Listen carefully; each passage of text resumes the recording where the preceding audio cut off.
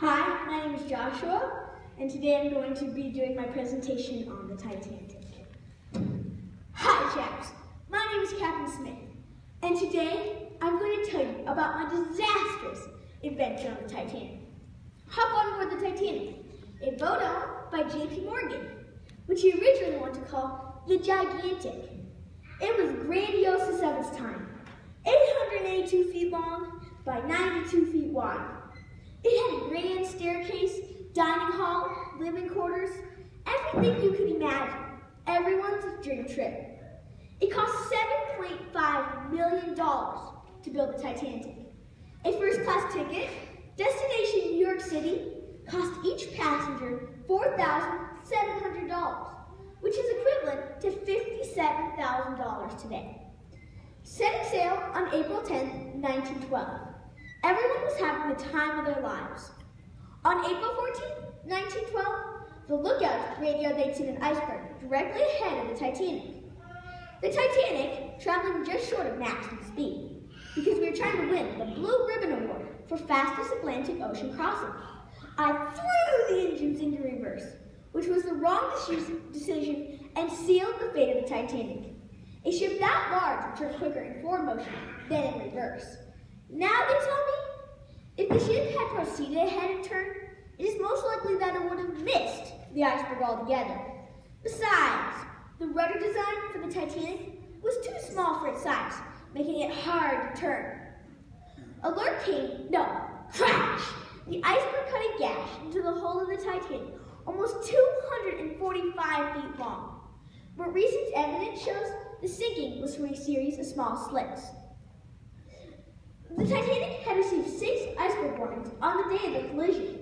They were all ignored by the wireless operator, who was preoccupied with transmission passenger messages. Alert came that 5 out of the 16 floodless sections were flooded. If only 4 sections had flooded, the Titanic probably would not sink. Law required a ship the size of the Titanic to have 962 lifeboat seats. The Titanic had 1,178 seats, but was short 1,030 seats to get everyone off the ship. The men immediately started helping people get on their life jackets and get into the lifeboats. Women and children were aboard first. One man disguised himself as a woman to get aboard a lifeboat. Most lifeboats only left half full. A Titanic officer let a lifeboat go with a capacity of 40 to leave with only 5 people in it, because he thought the lifeboats might break if fully loaded. I and 1,514 other men, women, and children stayed on the ship.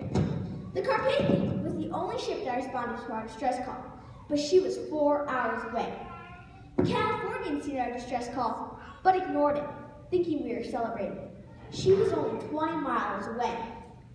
The band played music up until the last few minutes until the ship went under. None of the band members survived. They tried to make it peaceful for all. The Titanic sunk at 2:20 a.m. on April 15, 1912. The Titanic lies 12,600 feet at the bottom of the Atlantic Ocean. It was rediscovered July 16, 1986, 74 years after its sank. The last survivor died on May 31st. She was 9 weeks old at the time of the sinking. Did you know the steel and rivets used to make the Titanic were of inferior quality? If better metal had been used, the Titanic would have not sank. If the Titanic had rammed the iceberg head-on, it probably would have survived. If the Titanic lookouts had binoculars, they could have seen the iceberg earlier.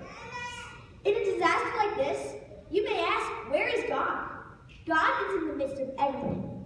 A preacher on board led many to Jesus until the ship went under.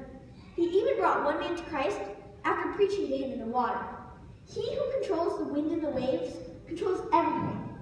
God allowed 705 people to live a little bit longer before going to see him or eternal death. Do you have a relationship with Jesus today? Are you sharing him with others? None of us are guaranteed tomorrow. Share him today.